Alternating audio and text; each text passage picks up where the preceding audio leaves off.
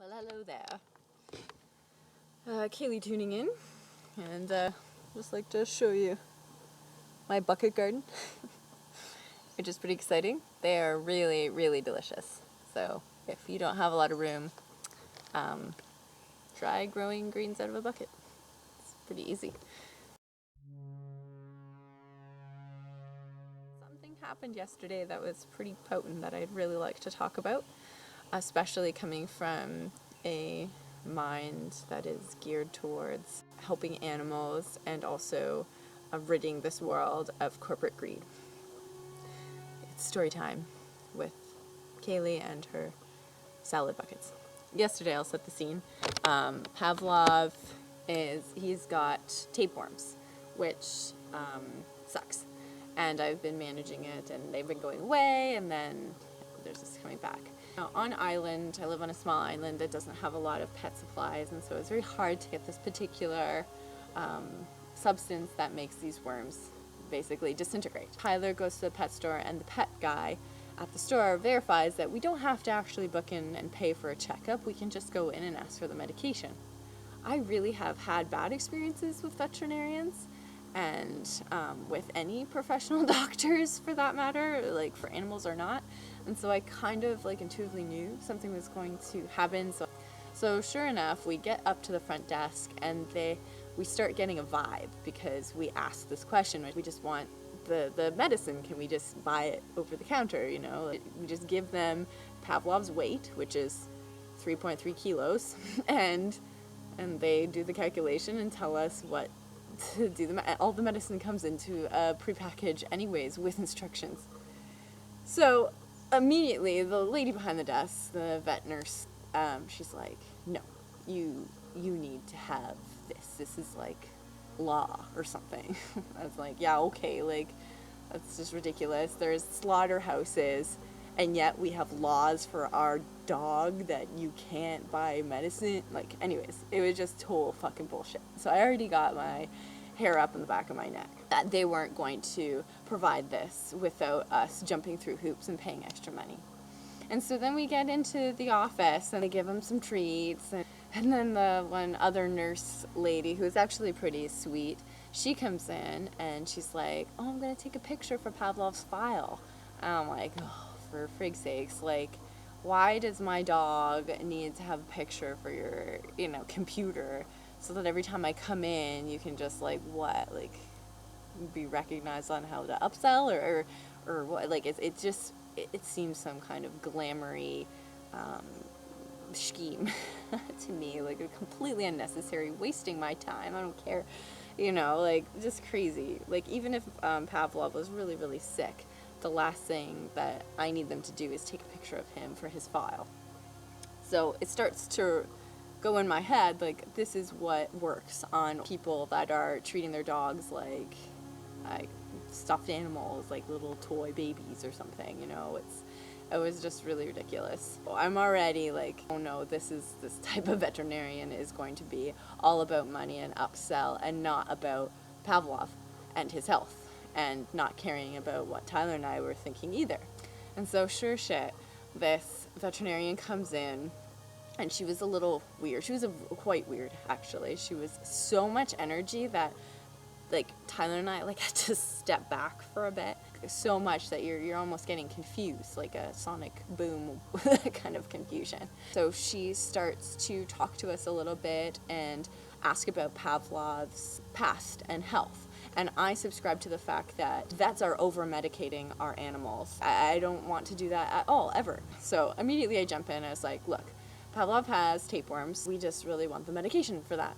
She is more concerned about what he needs to be updated. And I understand that at this point, he's getting a checkup now.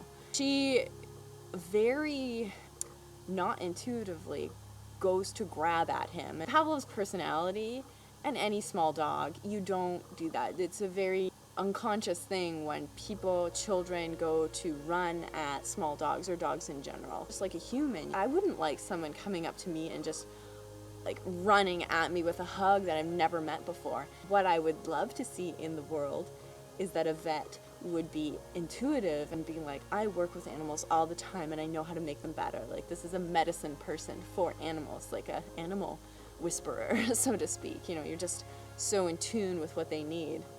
But no, this lady was so unconscious, and she grabs at him. He starts freaking out, and then she starts to condescend the way Tyler was dealing with the situation, which he was trying to make Pavlov feel better, and now she starts to school us on how we should be treating Pavlov when he's in a panic, when in reality she caused the panic. At this point you can tell that I was probably getting a little bit like, ugh. I already know I'm going to be overpaying now that I'm going to the vet, and she's not going to be just giving me the medication that we need. She's rude, and she's making me feel like guilt about how we were treating this plaque on his teeth. And at this point I'm like, no, I just want him to get, you know, the worm pills. Like, I don't want to be sold this crap. And so she was like, she literally did that 3 times, and all of a sudden she turns into a car salesman by this point. My heart was pumping, and all I wanted to do was leave. By this time, Pavlov runs out of her arms, back into my arms, and he's just like, what the fuck are you doing? You're supposed to be protecting me, and you're putting me in harm. You're putting me in a position where I am scared. And I just got overwhelmed with a sense of what Pavlov was really going through, and how much of a disservice that was. Even though he might have worms, he's fine. At this point I realized what I was doing was just, I felt like I was just, I don't know, selling out at this point, and that was really, really frustrating. What I ended up doing was just interrupting her, and in her spiel about how much Pavlov needed to be put under and get his gums scraped, telling her that we need to leave and that I just don't want her services anymore. Yeah, we just took him, walked out the door, and in hindsight, I wish what I would have done was critique the way that she handled this situation and let her know what would have been more appropriate, and how that she made myself, and verified with Tyler as well, that we were feeling fear and guilt pushed upon us, and that we were feeling like she was trying to sell us all these other things that had nothing to do with what we were really there for, and then she didn't really care why we were there. She just was looking at us as another file, another customer. Here's one major thing, is they wanted to stick a thermometer up Pavlov's butt and take his temperature. And again, he was exhibiting absolutely no indication that he was sick. So at this point I was like, no, you're not doing that. Like, why? It's just completely unnecessary. Like, if he had a seizure or something that was like obvious, or he wasn't eating, or if he couldn't go on his daily hikes, I would be like, yeah, like, please take his temperature, something's wrong and we need to help him. And he can't communicate in our language, so, you know. But yeah, it was so interesting to me to observe this from vegan eyes, where it's just, like, over medicating, mistreating animals, treating them as if they are dumber and lesser. We take this human supremacy step into all of our daily activities as humans. We always think that we are higher than other beings, especially the beings in our household. I've recently switched to a positive reinforcement therapy, with Pavlov, which is not ever yelling at him, always reinforcing the positive and ignoring and distracting the negative. So I find it just so heartbreaking when I come across these scenarios, when this is the only vet on the island, and this is how it just really becomes overwhelming at this point, living in one of the most progressive areas of Canada, and yet it's so not progressive. And I don't know what to do other than make personal choices. And again, I should probably write a letter to the veterinarian and let them know how I was feeling and how I feel disservice. But again, it gets so overwhelming, and that's, I guess, why I'm sharing this with you, because I feel that YouTube is one of the best ways that we can share feelings with each other, and hopefully someone else who sees that way or who's almost seeing that way can really grab that and run with it. Yeah, in my opinion, veterinarians are more often than not vegan. They're not in the service of taking care of our furry, feathered, and fished friends, and it's just really sad. It's really frustrating. And here's Buddy. Hey, Buddy. Yes. And so, speaking of like disservice, Buddy ends up running away. When did he run away? I don't know, like last weekend. He just loves to take off. It was actually kind of my fault, where I walked down the driveway and I closed the gate behind me. I didn't see that Buddy could just escape out the side, because the thing was down. Anyways, so he runs away and he was gone for like whatever. And he's prone to doing this, and people pick him up and they'll feed him, and then he'll come back. But this time he ended up getting in the pound. And Micah, how much did they charge you for Buddy being in the pound? It was $190. $190 that they held him ransom into a little cage, and wouldn't give Micah and Megan back Buddy. And it's like, even Buddy couldn't have even eaten that amount. And like $190, like that is just crazy. You know, it's like going to the Royal Hotel in Toronto.